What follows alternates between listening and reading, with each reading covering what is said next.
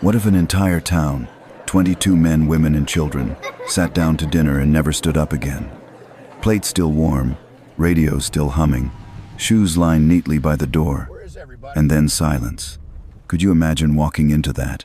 If you've ever lived through something unexplainable, drop your story in the comments. And while you're here, tell us, where are you watching from tonight? Your hometown might hold secrets too. The rain had not stopped for 3 days. It came in gray sheets down the slopes of Bryan County, turning the winding 2-lane roads into rivers of mud, painting the valleys in shades of black and silver. Sheriff Tom Harrington sat at his kitchen table in Ashwood, West Virginia, finishing the last bite of pot roast his wife had left him on a chipped plate. The clock on the wall read 8:47 p.m., Sunday night. Normally, Sundays in this part of the Appalachians were for football on TV, hot coffee after church, and the quiet comfort of routine. But the phone had been ringing too much, and when the dispatcher patched through the latest call, Tom set his fork down with a weight in his chest. A neighbor from outside the hollow said something was wrong in Ashwood Hollow, the tiny village tucked deeper into the ridges, maybe 20 minutes from town if you didn't mind driving switchbacks in the rain. The man had gone looking for a cousin earlier that afternoon. He claimed the houses were lit, but no one answered. He said the place looked empty, dead quiet, like a stage set after the actors all left. Tom had shrugged at first. Power went out all the time in storms like these, and mountain folk knew how to keep to themselves. But the call had been followed by another, then a third. By the time the fourth rang in, his dispatcher sounded spooked. Tom pushed back from the table, grabbed his Stetson and slicker, and stepped out into the cold. The October wind slapped him awake, carrying the smell of wet leaves and wood smoke from chimneys. He could hear the rush of the creek swollen by days of rain. By the time Deputy Mark Callahan pulled the cruiser into the gravel drive, Tom was already soaked through the shoulders. "Where we headed?" Mark asked, flipping the wipers back and forth as though it would matter against the sheets of rain. "Hollow Creek Road," Tom muttered, though the official name had long ago been replaced in local mouths with Ashwood Hollow. "Got folks calling in saying it looks wrong." "Wrong how?" Tom didn't answer. He just lit a cigarette and watched the smoke curl against the fogged window until the flames sputtered in the draft. He'd been sheriff of Bryan County for nearly 20 years. He had seen drownings, mine cave-ins, car wrecks that left whole families broken in a single night. He'd seen ugly things, but he'd never heard so many people describe a place as simply wrong. The drive into Ashwood Hollow was treacherous. Their cruiser tires slid on wet asphalt, headlights catching deer eyes and the sagging posts of barbed wire fences.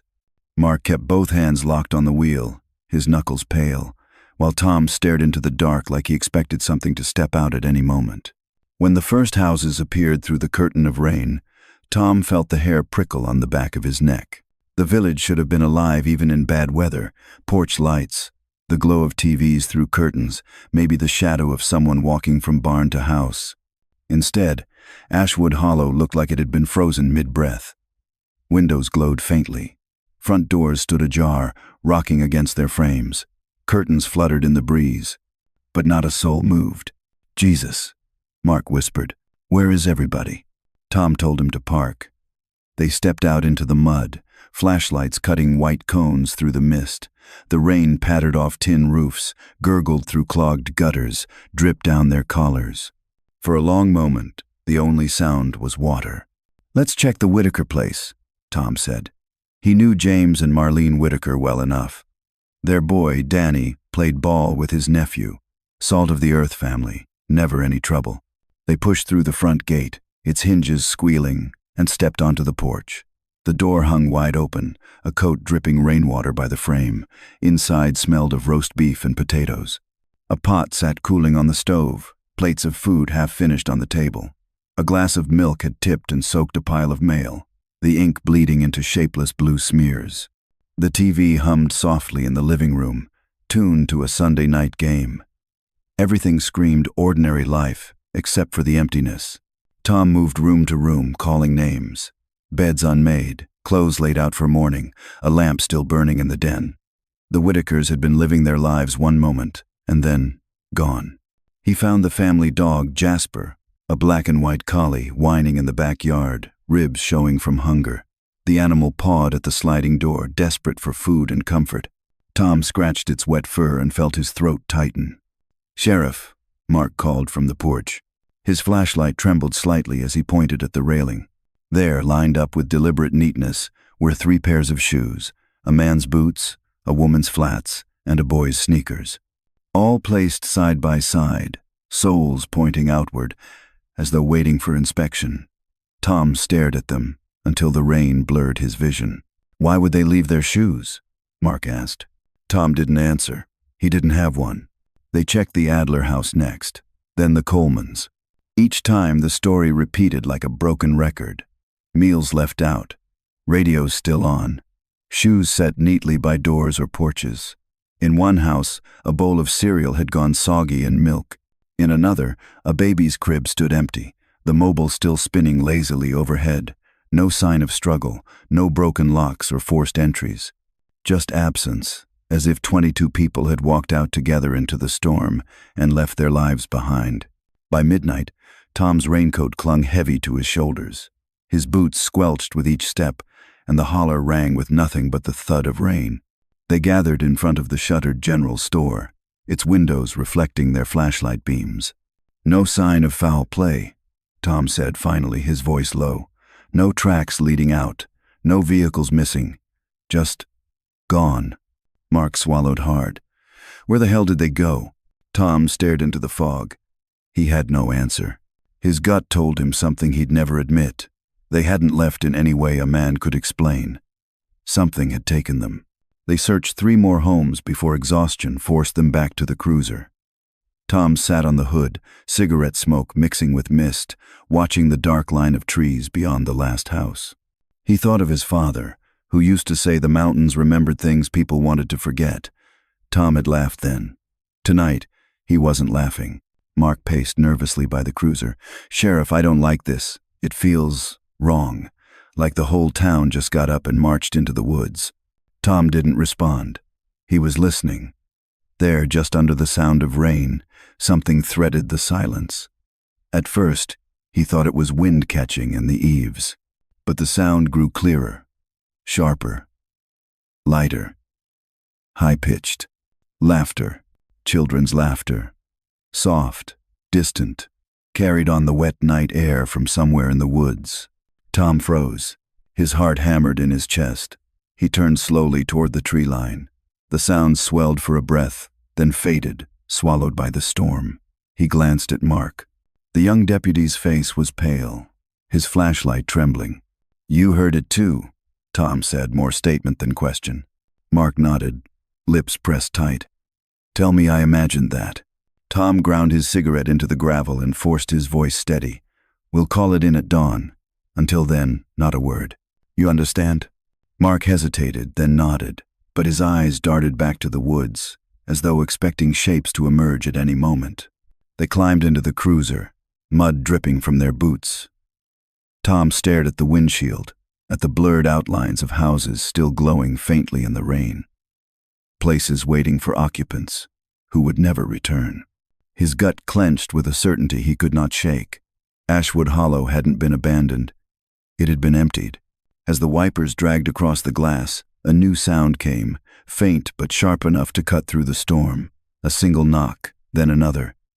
From the woods, echoing like knuckles on hollow doors. Tom's hands tightened on the steering wheel. His mouth went dry. He told himself it was just branches snapping, just the storm playing tricks. But when the knocking stopped, silence pressed down heavier than rain. And then, just before he put the cruiser in gear, the laughter came again, closer this time, as if the children had stepped out of the trees and were watching from the dark. The storm broke at dawn, but the rain had left scars. Streams of muddy water cut down the hillsides, turning Briar County's back roads into washboards of gravel and clay. Fog clung stubbornly to the ridges, drifting in pale sheets across the 2-lane blacktop. From above, Ashwood Hollow looked ordinary again. A scattering of farmhouses, a one-room chapel, a shuttered general store, all nestled in the crook of the valley like a child's playset. But Sheriff Tom Harrington knew better. The houses stood like open mouths, waiting for voices that would never return.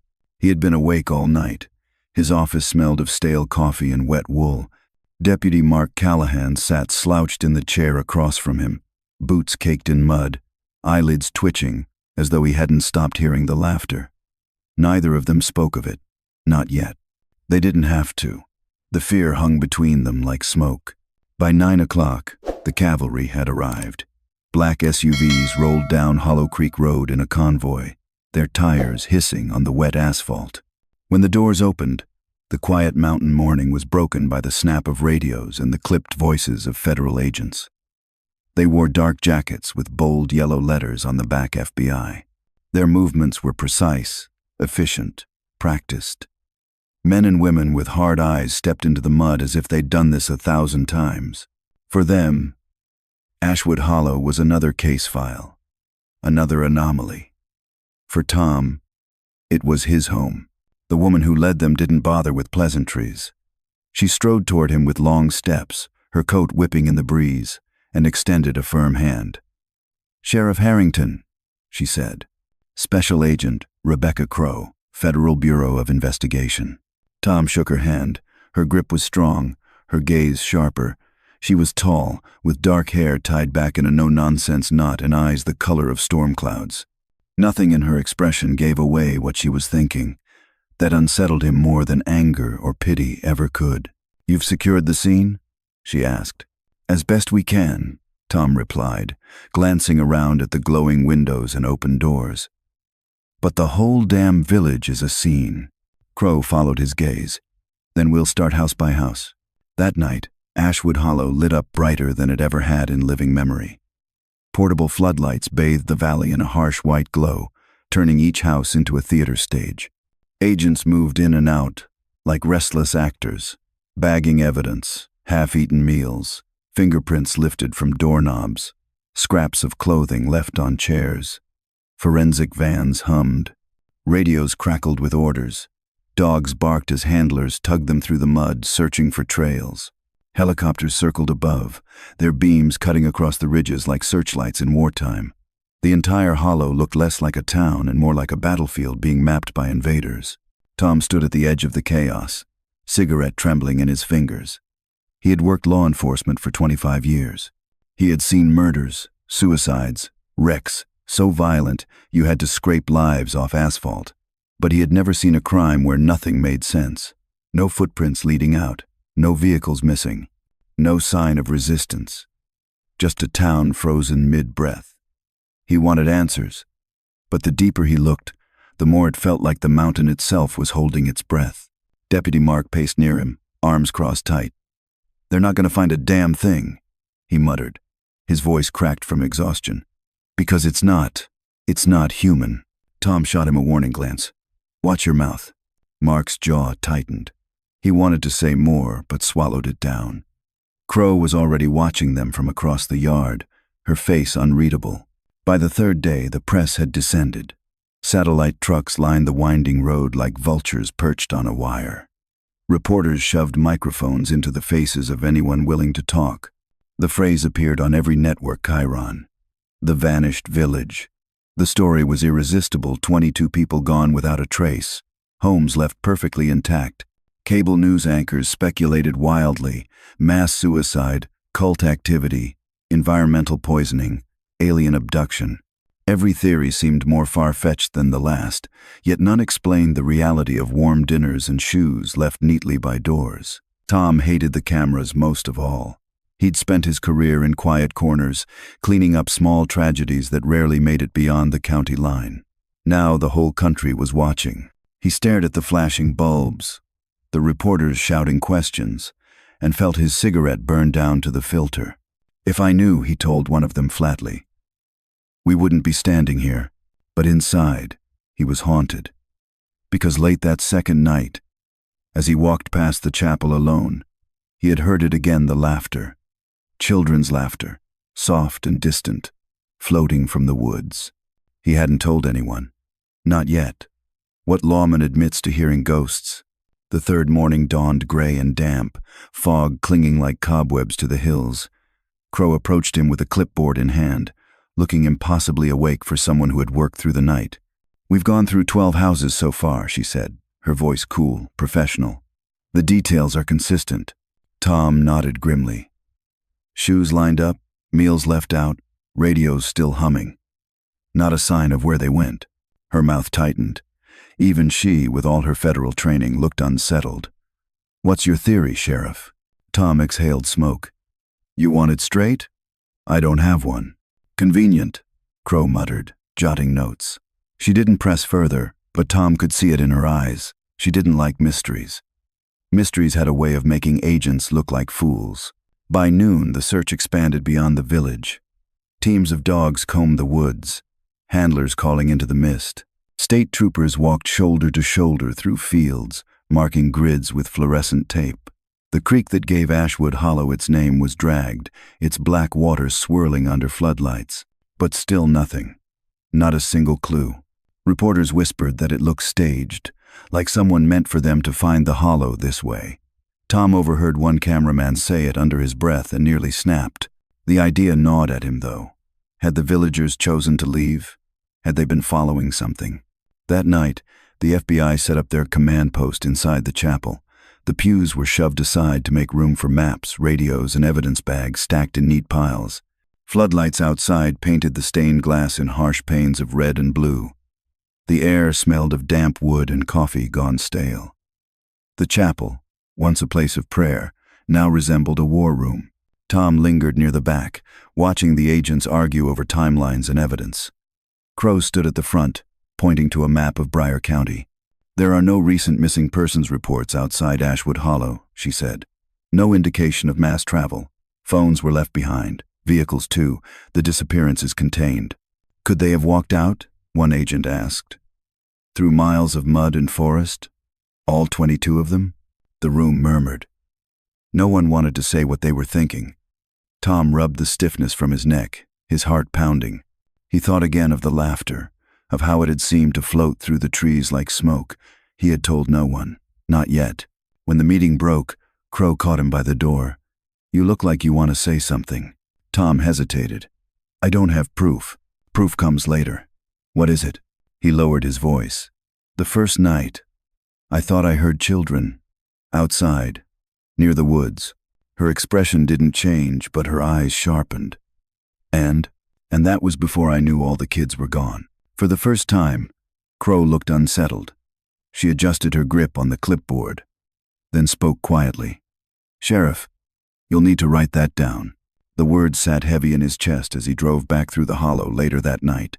The floodlights hummed, the houses glowed faintly, and just as he turned onto the main road, he heard it again, soft, high-pitched, drifting on the fog. Children's laughter. Not distant this time. Close. Too close. He slammed the brakes, headlights sweeping across the tree line. For a split second, he swore he saw movement, pale shapes darting between the trunks. By the time he blinked, they were gone. The laughter faded, swallowed by the woods. Tom sat frozen, his hands trembling on the wheel. His deputy stirred in the passenger seat, eyes wide. "Sheriff, tell me you heard that too." Tom nodded once, unable to speak. The silence that followed pressed heavier than the mountains themselves. Morning light never felt so unwelcome. It seeped through the fog over Ashwood Hollow like a weak promise, pale and cold, unable to warm anything it touched. Sheriff Tom Harrington stood on the chapel steps with a cup of coffee gone bitter and lukewarm, watching the fog cling stubbornly to the valley.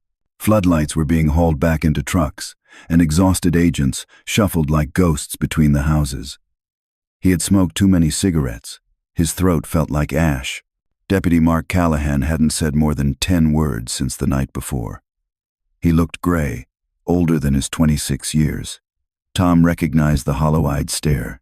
Mark was carrying something heavy, maybe heavier than he could handle.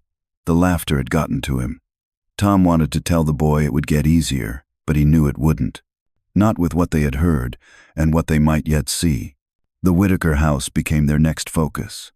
Crow insisted on rechecking each home, this time with meticulous evidence sweeps. They moved like surgeons through the rooms, gloved hands, tweezers, little baggies. Tom followed reluctantly, his boots leaving wet prints on hardwood floors that had once held family dinners and Sunday mornings. He had always thought of James and Marlene Whitaker as solid folks. James fixed tractors, Marlene ran bake sales at the school. Their boy Danny had the kind of smile that made teachers brag. Seeing their house this way, plates crusted with gravy, homework half finished on the table, a jacket still dripping rain by the door was like trespassing on a life paused mid-breath. "Sheriff," one of the techs called softly from the attic stairs. "You'll want to see this." Tom ducked his head under the low rafters and climbed up, flashlight beams sweeping through dust motes. The attic smelled of cedar and mouse droppings. Old trunks lined the corners, relics of lives before his time. But at the far end, where the chimney met the slanted roof, a loose board had been pried open. Inside the gap lay a bundle wrapped in cloth, sealed with wax that had long ago cracked. Crow's voice sharpened. "Don't touch it. Bag it." The bundle was laid gently on the dining table downstairs. Agents gathered, their flashlights bouncing. Crow peeled the cloth back with gloved fingers.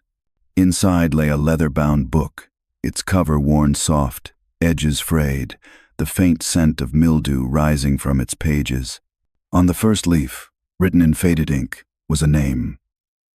Clara Whitaker, 1956. Tom's breath caught. He knew the name. Clara had been James's aunt, long dead by all accounts. Yet here was her voice, caught in paper, staring back at him across nearly half a century. Crow turned pages carefully. The handwriting was neat at first, delicate loops, steady strokes. The entries began innocently enough. The 2nd of April, 1956. "The nights are long here, but I love the quiet. Thomas says we are lucky to live apart from the world. I believe him. And yet sometimes when the wind passes through the trees, it feels like voices travel with it." Tom rubbed his jaw. He felt suddenly like an intruder, reading a prayer not meant for outsiders. But Crow pressed on. May 17. Margaret Barrett woke screaming last night. She swore she heard children playing outside her window. When Thomas checked, the yard was empty. The laughter did not stop until dawn. A chill threaded down Tom's spine. Laughter. Always the laughter. Crow read aloud, her voice steady but lower now, as though the words themselves carried weight. June 3. Father Oliver preached against fear. He told us the devil prowls in lonely places, but the Lord protects us. Still, I saw his hands trembling when the voices began, even as he spoke from the pulpit. Mark shifted uneasily in his chair, knuckles white against his coffee mug. Tom caught his deputy's eyes, both of them silently acknowledging the echo between past and present. The entries began to warp as the weeks went by. Sentences broke, ink smudged, the careful loops turned jagged. June 21. The children have stopped speaking. All of them. They only laugh. Their parents pretend not to notice, but when I look in their eyes, I do not see children anymore, only hunger. A hush fell over the room. Even the hum of the forensic lights seemed to dull. Tom's throat closed tight. He felt a sudden, irrational urge to close the book, to shut Clara back inside the past where she belonged. But Crow's hands kept moving. July 9. We are told not to resist, that to resist is worse than death. I do not know who tells us. The voice comes from the earth, from the trees, from our own children's mouths. Thomas says it is nearly time. He kissed me tonight and said we would not be afraid, but I saw tears in his eyes. He has carved the spiral into our door just like the others. He says it is a promise. I think it is a mark of surrender. Tom had heard stories as a boy. Whispers of strange happenings in the hollow, old families vanishing, crops failing, livestock found mutilated. He had dismissed them as backwoods tales. But here was evidence in ink, a woman half a century ago, describing exactly what he had begun to fear. Crow turned to the last page. The handwriting staggered across the paper, letters slanted, desperate. July 23. They came to every door. They said, "It is tonight." The children led the way, holding hands, singing. My neighbors followed. Thomas followed. I do not want to go, but I cannot stay. The spiral burns in my eyes even when I close them. It is beautiful. It is terrible. If I do not write again, know that we fed him. Know that we had no choice. The ink trailed into a smear, as though the pen had been dragged away. The silence in the Whitaker dining room was suffocating. No one moved, no one spoke. The book lay between them like a living thing, whispering from the past. Finally, Crow closed the cover with a snap that made half the agents flinch. "Bag it," she ordered. The others dispersed, but Tom remained rooted, staring at the journal. He imagined Clara, candle flickering, scribbling those last words with shaking hands. He tried to picture her walking out into the night behind her neighbors, her own child perhaps giggling with that inhuman laughter. It wasn't just a disappearance. It was surrender. Later, as dusk fell again, Tom stood outside the chapel smoking, the journal's words gnawing at his thoughts. Mark joined him, face pale. "Sheriff," he said, voice low, "what if they weren't taken? What if they went willingly?" Tom flicked ash into the mud. "That's worse," he muttered. Before either could say more, one of the forensic techs came running from the cemetery behind the chapel, his boots slipping in the muck. "Sheriff, Agent Crow, you need to see this." They followed him through the fog toward the graves. The radar had been running sweeps all afternoon, a steady beep-beep as it mapped the earth below. Now the machine stood silent beside an open pit. The soil was dark, freshly turned. The tech pointed, his gloved hand trembling. "We've got anomalies, big voids beneath the graves. And, Sheriff, some of them aren't coffins." Tom's stomach clenched. Crow's jaw set hard. They stepped closer, peering down into the yawning black of the pit. The air rising from it was damp, metallic, like rust and rot. The journal's final words pulsed in Tom's mind, louder than his heartbeat. "We fed him. We had no choice." The cemetery behind Ashwood Chapel had always been quiet. Nestled against the tree line, it was the kind of place where families gathered on Sundays with flowers and whispered prayers, where headstones leaned with age but still bore the names of generations. Sheriff Tom Harrington remembered walking through here as a boy, listening to his father talk about the families that built the hollow with their hands and their faith. Those graves, he'd been told, were sacred. But standing there now, with floodlights glaring across the rows and the muddy pits yawning open, Tom knew those stories had been lies, or at least half-truths.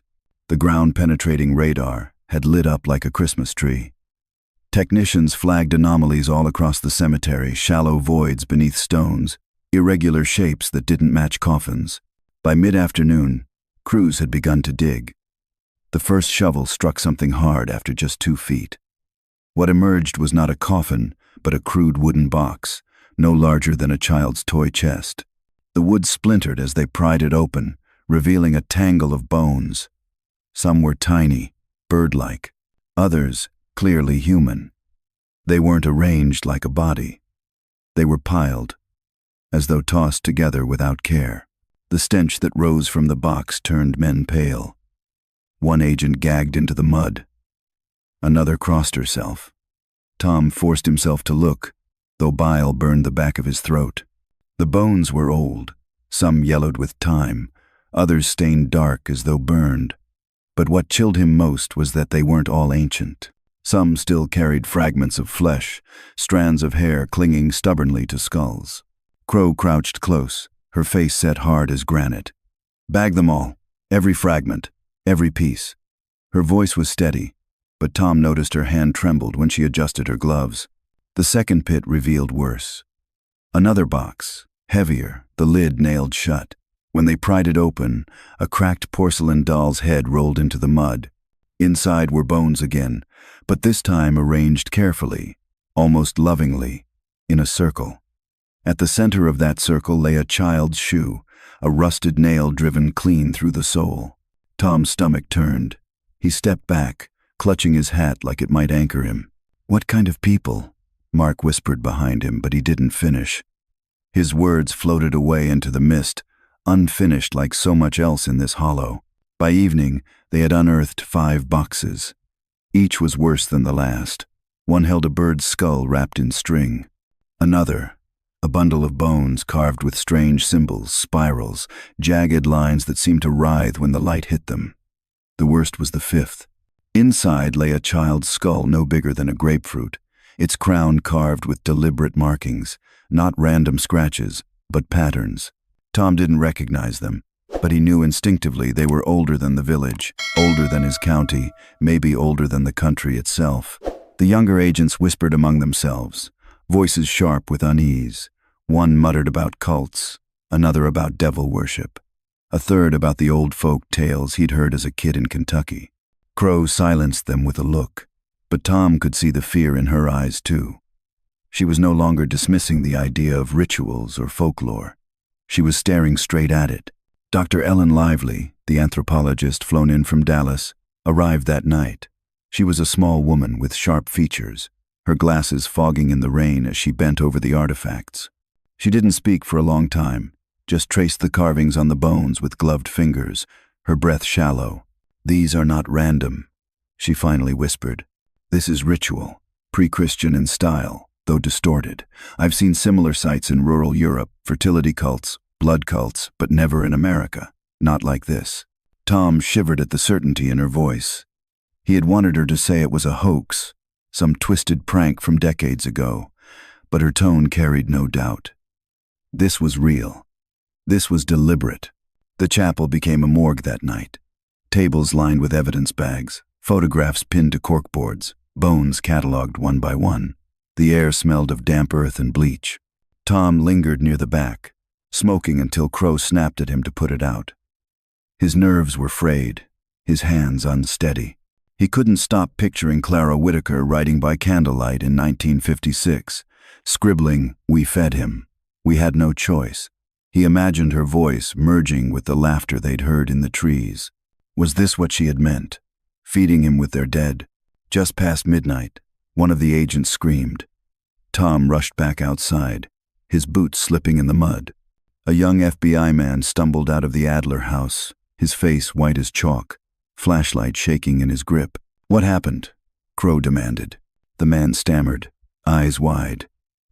I saw someone. Inside.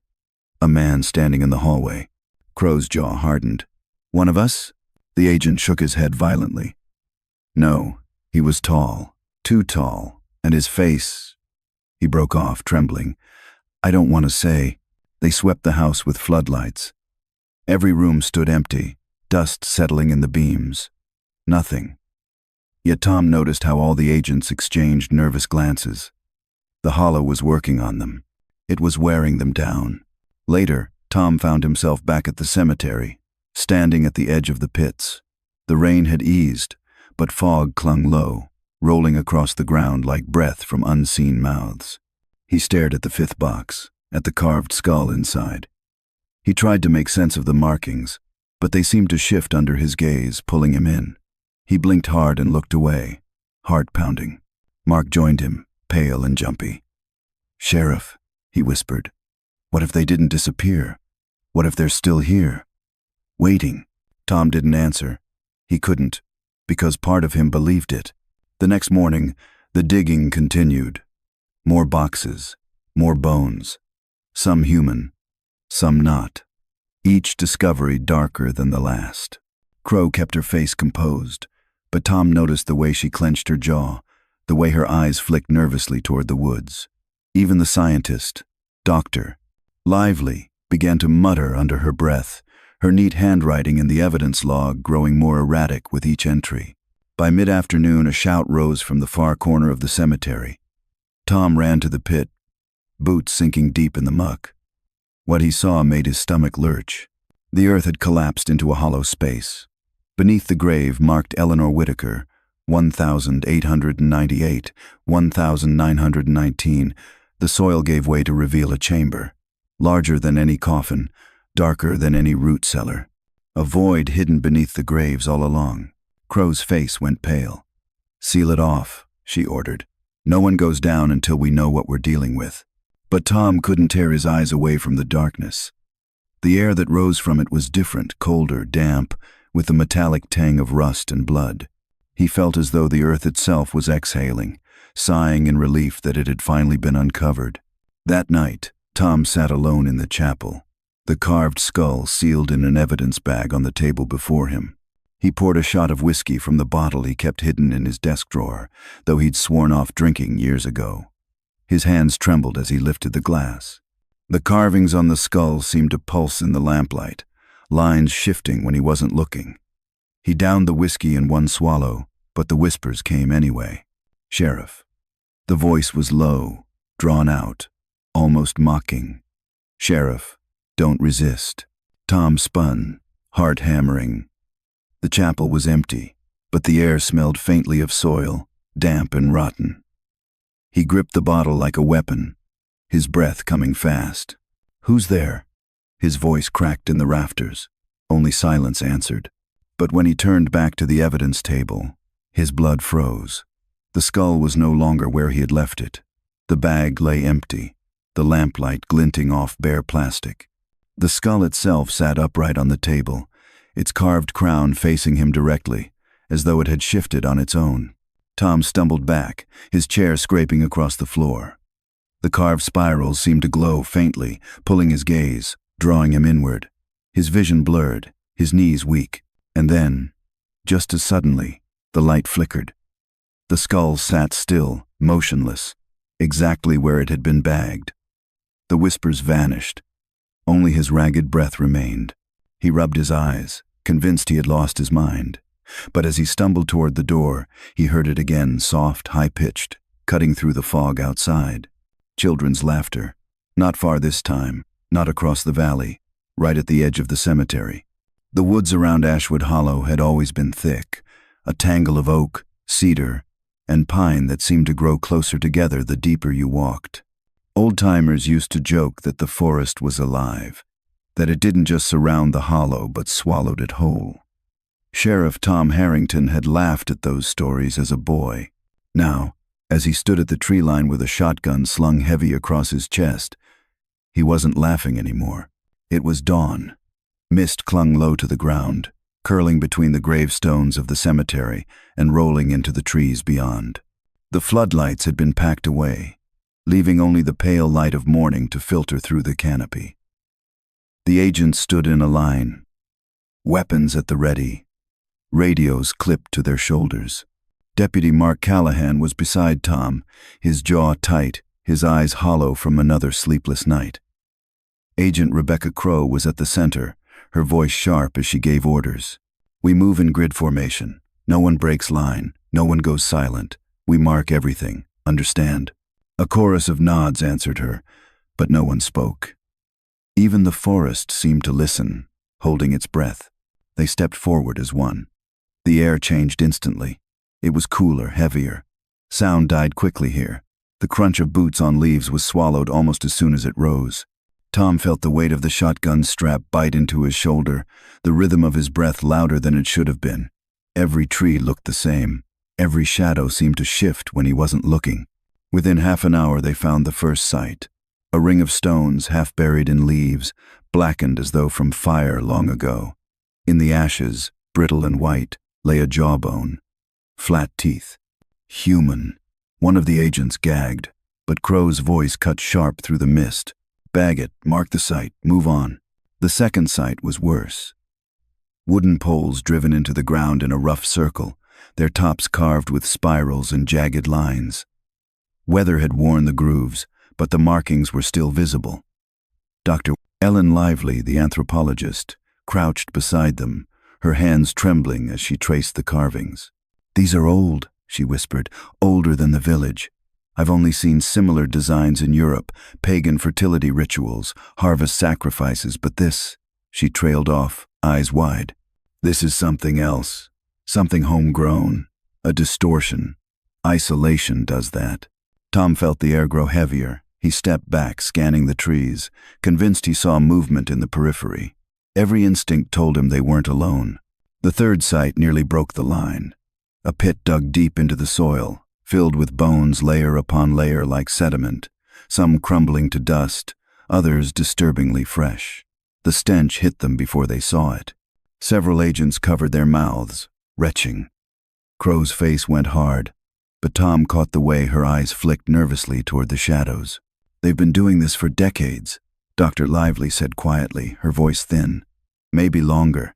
This isn't a crime scene, it's a tradition. The word settled over them like frost. A tradition. Tom's stomach clenched.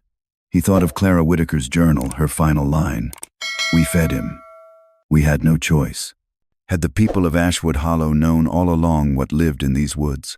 The team pressed deeper, their line fraying at the edges. The trees grew thicker, shutting out more of the light.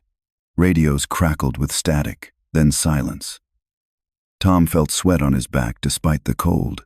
The forest pressed close, the mist heavier with every step. He could hear his own heartbeat like a drum. Then it started. Soft at first, almost like wind threading through branches. But wind didn't laugh. Children's laughter. High-pitched. Gleeful. It echoed all around them. Impossible to place. Hold, Tom barked, raising his hand. The agents froze, flashlights sweeping wildly through the mist. Contact? Crow demanded. Tom shook his head, though his skin prickled. Sound only. The laughter swelled, weaving between the trees, darting just out of reach. Mark's flashlight trembled in his grip. His voice was low, ragged. Sheriff, tell me I'm not the only one. You're not, Tom said flatly. The laughter shifted then, twining with something else. A deeper voice, rough, guttural, the syllables curling unnaturally in their ears. Not English, not anything Tom recognized. But the intent was clear, it was calling. Beckoning. One of the younger agents panicked. This is Bullsh. His voice broke as he fired into the trees. The blast echoed like thunder, birds erupting into the air, but the laughter didn't stop. It grew louder. Closer. Cease fire, Crow snapped, her voice cutting sharp. Hold the line. Tom raised his shotgun, scanning the mist. His breath came fast, each inhale shallow. He thought of Clara's words again, of how the children had led the procession. He wondered if he was hearing them now, the same voices, half a century later, still laughing in the dark. The forest grew quiet suddenly. Too quiet. Even the mist seemed to pause. Tom felt every muscle in his body tense. And then Mark hissed, voice sharp with terror. Sheriff, look. Tom turned. Between the trees, pale shapes moved. Dozens of them. Men, women, children. Their faces faint in the mist. Indistinct but unmistakably human. They walked slowly, deliberately, as though in procession. Tom's heart hammered. It's them. Crow's voice rose. Hold positions. Nobody fires. The figures kept coming, their outlines sharp and pale against the fog. As they drew closer, Tom saw the truth. Their eyes glowed faintly, like milk catching moonlight. Their mouths curved into smiles too wide, too knowing. Not victims, not survivors, believers. The agents shifted uneasily, some raising weapons despite orders. Tom couldn't move. He felt rooted, his gaze locked on the pale faces drifting between the trees. His chest tightened. They weren't walking randomly. They were forming a line, a path. And all of them, every glowing eye was fixed on him. The laughter swelled again, high and cruel. Tom's breath caught. For a moment, he thought he saw Clara Whitaker among them, her face pale, her eyes hollow. She raised one hand, pointing deeper into the woods, toward the ridge. The figures turned as one, following her lead, vanishing slowly into the mist. Their outlines dissolved like smoke. The forest swallowed them whole. The line of agents was broken. Radios crackled with panic. One man stumbled backward, another cursed under his breath. Crow barked orders, trying to pull them back into formation, but no one was listening. Tom stood frozen, shotgun slack in his hands. His pulse thundered in his ears. He couldn't shake the image of Clara's face, pointing the way. Mark grabbed his arm. Sheriff, did you see her? Tom swallowed hard, his throat dry. I saw her. Where were they going? Tom turned his gaze toward the ridge, where the mist still lingered like a curtain. The laughter had stopped, but the silence was worse. Heavy. Expectant. They were leading us, he whispered. Crow heard him. Her face was pale, her eyes sharper than ever. Or luring us. Tom didn't answer. He knew the truth, though he hated it. Clara hadn't pointed them away. She had pointed them forward. to the heart of whatever lay waiting in these woods. The ridge rose like a dark spine against the mist. Sheriff Tom Harrington stared at it from the cemetery's edge, his chest tight, his heart still pounding with the echoes of laughter. The forest seemed to lean closer now, pressing in around Ashwood Hollow like a predator testing its prey. The figures they had seen, the villagers, pale and glowing, had moved with such calm purpose. They hadn't scattered, hadn't fled. They had pointed the way, and Tom couldn't shake the thought that following them might be the only way to understand what had happened here, or the last mistake he'd ever make. Agent Rebecca Crow's voice cut through the fog. "We move at first light, full sweep up the ridge." Her tone was steel, but Tom caught the faint tremor beneath it. She was rattled. They all were. Deputy Mark Callahan muttered beside him, "Sheriff, we can't follow them. You saw their eyes. That wasn't human." Tom exhaled smoke, the cigarette trembling between his fingers. "Doesn't matter what it was. We don't have a choice." Crow turned her sharp gaze on both men. "We do this by the book. Grid formation. Weapons at the ready. No one moves ahead of the line." She paused, her voice lower. "And if anyone hears the laughter again, you don't follow it. You hold your ground." The agents nodded, but their eyes betrayed them. Fear had already seeped in like damp through old floorboards. By dawn, the team assembled at the base of the ridge. The fog clung heavier here, curling between tree trunks, swallowing light. Radios crackled with static, but little else. Tom adjusted his shotgun, his shoulders aching with fatigue. He glanced at Mark, who looked like he hadn't slept in days. His deputy's lips moved silently, maybe a prayer, maybe just his nerves bleeding out in whispers. The climb was brutal. Mud sucked at their boots, roots clawed at their ankles, branches lashed their faces. Every step felt like moving deeper into a place that did not want them. The forest grew darker as they climbed, though the sun was well above the horizon. Sound vanished. No birds, no wind, only the rasp of breath and the crunch of boots. It felt like trespassing on something ancient. Halfway up, they found the first sign. A spiral carved fresh into the bark of a cedar tree, sap still bleeding. Tom ran his fingers over the grooves, sticky, sharp-edged. It hadn't been there long. "They're showing us the way," Mark whispered. Crow shot him a glare. "Or they're setting the trap." Tom didn't answer. His gut told him both could be true. The deeper they pressed, the stranger the woods became. Clearings dotted the path, each holding evidence of something ritualistic. One bore a circle of ash with feathers scattered across it, blackened and brittle.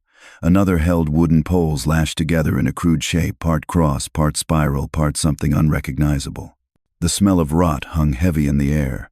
Dr. Ellen Lively, the anthropologist, examined each site with trembling hands. Her voice shook as she scribbled notes.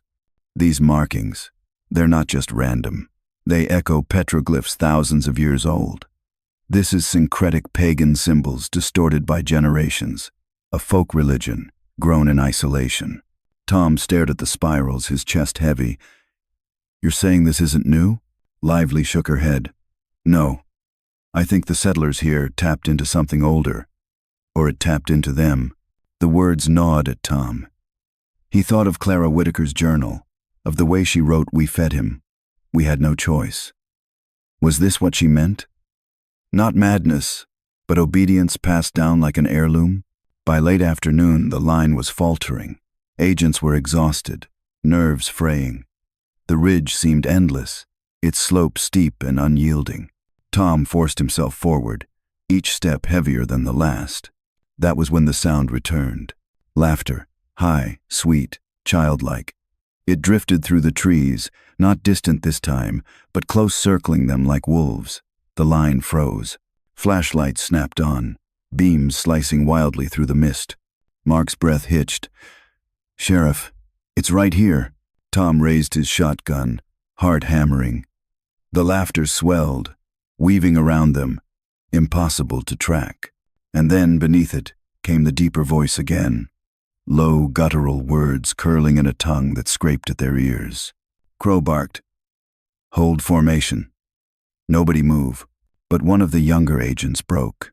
His flashlight swung wildly as he stumbled toward the trees, muttering, I see them. I see them. Agent, stop, Crow shouted, but it was too late. The mist swallowed him whole. Tom lunged forward, but the laughter crescendoed, drowning everything. It felt like needles in his skull, like the sound itself was pushing him back. By the time the silence returned, the agent was gone. No footsteps, no sound of struggle, just gone. Crow's jaw tightened, her eyes glistening with fury she didn't show. We keep moving. Her voice was flat, but Tom could hear the crack forming. As dusk fell, they reached the crest of the ridge. The forest opened into a wide clearing, and what they saw froze them all.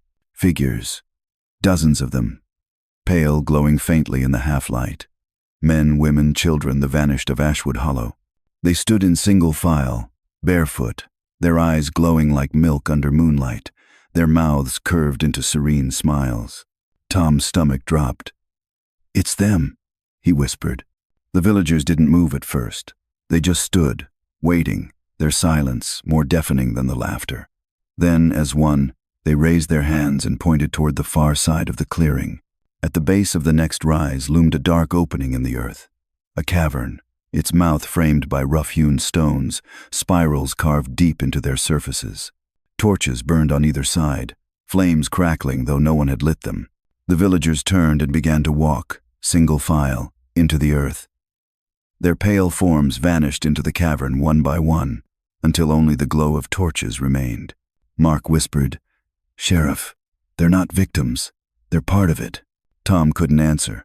His throat was tight, his hands numb around the shotgun. He could still see Clara Whitaker's face among them, her pale smile, her hand beckoning him forward. Crow's voice trembled, though she tried to mask it with command. "We follow. We end this tonight." Tom glanced at her, then at the dark mouth of the cavern. Every instinct screamed to turn back, but he knew there was no turning back, not after what they'd seen. The team advanced slowly toward the cavern. The air grew colder with every step, the torches casting spirals of light across the stones. Tom's breath came in sharp bursts. The earth seemed to hum beneath his boots, a low vibration that climbed into his bones. As they reached the mouth of the chamber, the laughter began again, louder now, surrounding them. But this time, it wasn't only children. It was layered men, women, voices deep and high, hundreds of them, all merging into a chorus that shook the ground. Tom's chest tightened. He gripped his shotgun harder, his voice hoarse. "God help us." Crow lifted her weapon, her jaw set. "No," she said. "God's not here." And with that, they stepped into the dark. The cavern swallowed them whole. The moment Sheriff Tom Harrington stepped beyond the threshold, the air changed. It was colder here, damp and metallic, like the breath of something that had slept for centuries. The torches along the walls flickered with unnatural steadiness, their flames swaying not with drafts, but with rhythm, as if breathing. Spirals had been carved into the clay walls, not once or twice, but thousands of times, interlocking, overlapping, each one etched with obsessive precision. The longer Tom looked at them, the more they seemed to move, turning inward, dragging his eyes toward a center that did not exist. The chamber opened wide, 30 feet across, its ceiling low enough that taller men had to stoop. At its center stood a stone altar, blackened with soot, stained dark with something Tom didn't want to name. Around it, in perfect symmetry, the villagers stood in a circle. Men, women, children, their faces pale, their eyes glowing faintly. They were barefoot, their clothes simple, but their presence was heavier than any soldier Tom had faced in war. Crow raised her weapon, her voice sharp, commanding. "Federal Bureau of Investigation, step away from the altar." No one moved. No one even blinked. Tom felt the skin crawl along his neck. He searched the faces, and there she was, Clara Whitaker, just as he had imagined her from the journal. Her features were unmistakable, though decades should have aged her. She looked neither young nor old, but something in between, her skin pale as paper, her lips curved in a knowing smile. She stepped forward, but her mouth didn't move. The words came from everywhere at once, echoing from the walls, crawling under their skin. "You should not have come." The agent stiffened. Tom's chest clenched. He gripped his shotgun so tight his knuckles whitened. Crow's voice wavered, though she forced authority into it. "Where are the others? What have you done with them?" Clara's pale eyes glowed brighter. "We fed him, and we were remade." The chamber vibrated. A low groan rose from the earth, shaking dust from the ceiling. Tom staggered, his knees nearly buckling. The villagers began to chant softly, a murmur that built into rhythm. Spirals pulsed on the walls, faintly glowing in the torchlight. "Feed him, feed him, feed him." The sound grew louder, echoing until Tom felt his skull rattle. Mark dropped to his knees, hands over his ears, shouting for it to stop. One of the younger agents panicked, firing a burst into the circle. The bullets tore through pale forms, but no one fell. No one bled. The villagers only smiled wider, their chant rising louder. The gunfire died into silence, and then the ground itself seemed to answer. A shape stirred in the shadows behind the altar. Too large for the chamber, it pressed against the walls, its limbs bending at impossible angles. Tom's vision blurred as he tried to comprehend it. Too many arms, too many joints, a body that was less shape than presence. The air grew heavy, suffocating, pressing him toward his knees. One agent screamed, clutching his eyes as if they were burning. Another dropped his rifle and wept openly, clawing at the floor. The villagers' voices merged with the deeper groan, filling the chamber until it felt alive. Tom staggered forward, forcing his voice past the weight in his chest. "Why? Why surrender?" Clara turned her glowing eyes on him. For the first time, he felt the full force of her gaze, and it rooted him to the spot. Her smile widened, too wide, inhuman. Because resistance is worse, because hunger is endless, because he was here long before us, and he will be here long after you. The spirals on the walls flared brighter, pulsing like heartbeats. Tom thought he saw faces in them, mouths open, screaming silently. He shut his eyes, but the images burned against his lids. Crow shouted orders, but her voice was drowned in the cacophony. Agents fired blindly into the dark. The bullets vanished, absorbed into silence. The shape behind the altar grew, its limbs unfurling like roots, stretching across the chamber. One brushed the stone floor, leaving it steaming where it touched. Tom dropped to his knees, his breath ragged. He felt his will slipping, drawn into the spirals, into the chant, into the inevitability of surrender. His father's words echoed in his head, "The mountains hold secrets older than people." And now, those secrets were claiming him. Mark crawled to his side, eyes wild, tears streaming. "Sheriff, we can't fight this. We have to run." Tom wanted to believe him, but his body wouldn't move. The laughter filled his skull, drowning thought, pulling him toward the altar. Clara's voice cut through it, soft but commanding. "Come, join us. You will understand." Tom's legs shifted forward without his consent. He stumbled closer, the weight dragging him step by step. He realized, horrified, that he was smiling, his lips curving without his will. He was becoming one of them. Crow lunged, grabbing his arm, yanking him back. Her eyes blazed, her jaw clenched. "Don't listen," she screamed. "Don't feed it." Her voice cracked something in him. He stumbled back, gasping, the forced smile breaking. But the pull was still there, stronger now. The spirals dragging at his vision, the chant burrowing into his bones. Another agent collapsed, laughing uncontrollably, his voice merging with the chant. He rose slowly, eyes glowing, a smile fixed on his face. He stepped into the circle of villagers, welcomed as though he had always belonged. Crow fired, the gunshot deafening in the enclosed space. The agent fell, but the villagers didn't flinch. The chant only grew louder. Tom forced himself to look at Clara. Her pale glow shimmered. "It is too late. You are already part of him. The moment you entered these woods, you were his." The shape behind the altar surged forward. A limb scraped the ceiling, clay crumbling onto their heads. The torchlight flickered violently. The chamber heaved as though the earth itself was breathing. Dr. Lively shrieked, dropping her notes, her glasses cracking against the stone floor. "It's not just ritual, it's symbiotic. They give themselves willingly. It's a covenant." Crow dragged Tom toward the wall, shouting over the roar, "We need to retreat, now." But the chamber didn't offer retreat. The entrance they had come through was gone, sealed by shifting earth, swallowed into spirals that had grown across the walls. There was no way out. Tom's pulse thundered. He stared at the spirals, realizing with horror that they weren't carvings anymore. They were veins, pulsing with dark light, feeding the thing that stirred behind the altar. The villagers' chant rose to a scream, "Feed him! Feed him! Feed him!" In. The shape pressed closer, its shadow filling every corner, its presence crushing. Tom dropped his shotgun, his knees buckling. He could feel it in his mind now, a voice, not his own, whispering from inside his skull. "Do not resist." Crow grabbed his face, forcing him to look at her. "Stay with me, Sheriff. Stay human." Her words pierced through for a heartbeat. Tom gasped, clinging to that shred of will, but the voice in his head deepened, drowning everything. Hunger is endless. The villagers raised their hands in unison, their glowing eyes fixed on him, on Crow, on Mark. Tom's breath caught. He realized with sick certainty that they weren't going to kill them. They were going to take them, remake them. The altar cracked, stone splitting under pressure. From the fissures seeped a light red, pulsing, alive. The chamber shook, dust raining down. Tom shielded his eyes, but the glow seeped through his hands. He felt it on his skin, in his blood. Mark screamed.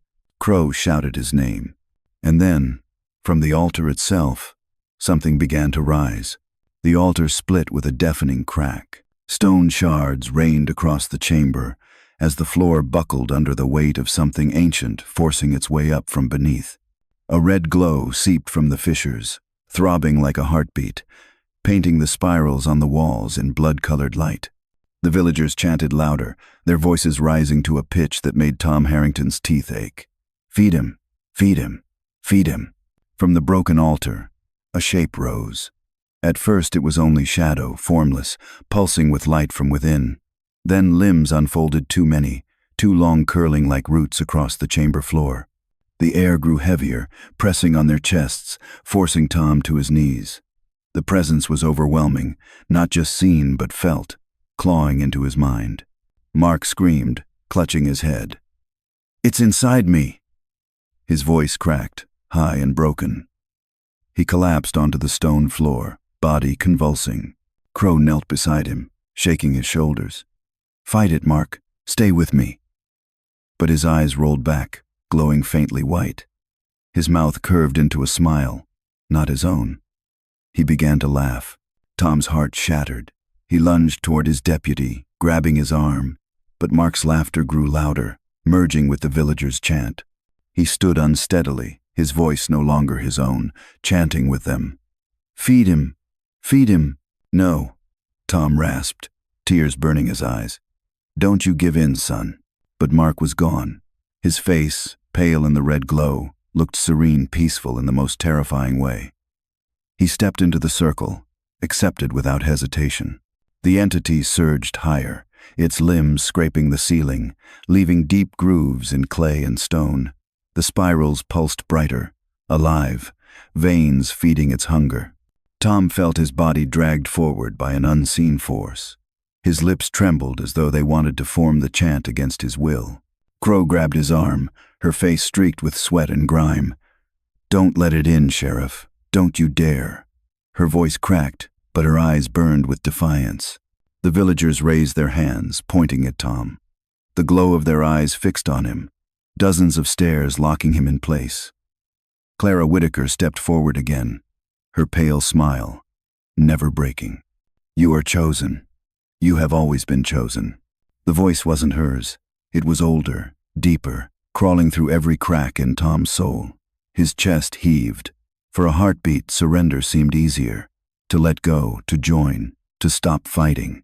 The hunger pressed against him, promising release. Then he saw Mark's empty smile.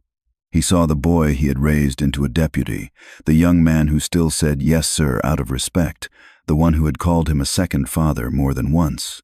Gone, hollowed out, laughing like a child. Rage flared in Tom's chest, stronger than fear.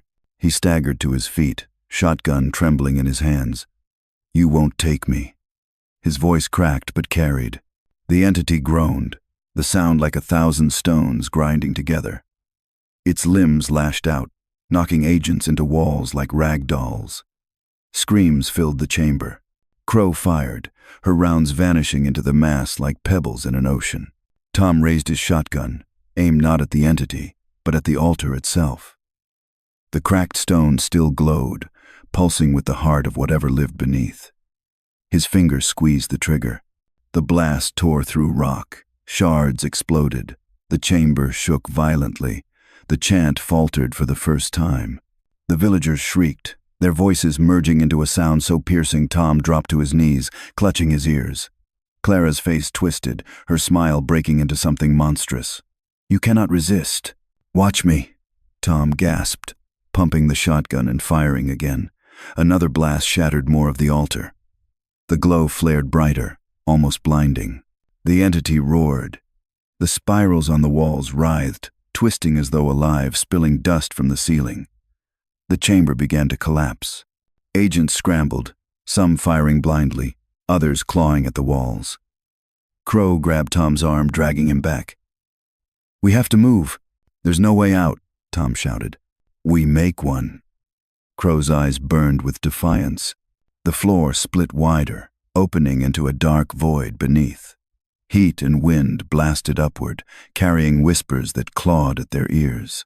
The villagers stepped calmly into the fissure, one by one, chanting as they fell, Mark among them. His smile was the last thing Tom saw before the earth swallowed him whole. Tom's chest tore with grief, but there was no time. The chamber buckled. Stones rained down. The entity surged again, rising higher, its limbs stretching toward them. Crow dragged him toward the wall where the earth had cracked. "There, go." Tom stumbled after her, half blind in the red glow. The whispers clawed at his mind, promising peace if he only stopped running. His vision blurred. His ears rang. He nearly collapsed. Crow shoved him through a narrow gap, her voice raw. "Don't stop, Sheriff. Don't you dare stop now." They scrambled upward through clay and roots, the chamber collapsing behind them. The roar of the entity shook the ground, echoing like thunder. The spirals burned in Tom's vision, etched into his skull. They burst into the night air, mud-smeared, gasping, the ridge shuddering beneath their feet. The ground split, swallowing trees, sending rocks tumbling down the slope.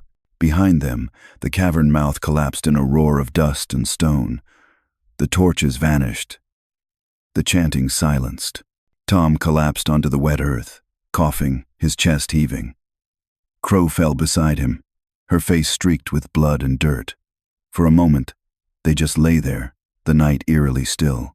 Then, from deep within the ridge, the sound came again, faint, distant, high-pitched. Children's laughter. Tom sat up, his body trembling. His throat burned as he whispered, "It's not gone." Crow met his eyes, her face pale, her voice hollow. "It never will be." The laughter echoed once more, drifting through the trees, carried on the wind. And then the forest went silent. Tom looked down at his mud-caked hands, at the blood under his nails, at the shotgun lying useless in the grass. He thought of Clara's final words in her journal. "We fed him. We had no choice." He wondered if one day someone would find his notebook, tucked into a hollow tree, with his final words scrawled across the page. They are still here. The story of Ashwood Hollow is not just a tale of horror or mystery. It is, at its core, a meditation on the weight of memory, the danger of silence, and the choices that define who we are. Beneath the supernatural imagery and the chilling procession of vanished villagers lies something deeply human. Our struggle with fear, conformity, and the temptation to surrender when standing firm seems unbearable. The villagers of Hollow Creek surrendered to an ancient hunger, convincing themselves they had no choice. That decision, whether born of fear, tradition, or blind obedience, echoes with unsettling relevance. How often do we, too, justify our compromises by whispering, "I had no choice"? Whether in small personal battles or in the face of injustice, the story forces us to ask, what does it cost to look away, to let darkness feed, because resisting feels too heavy?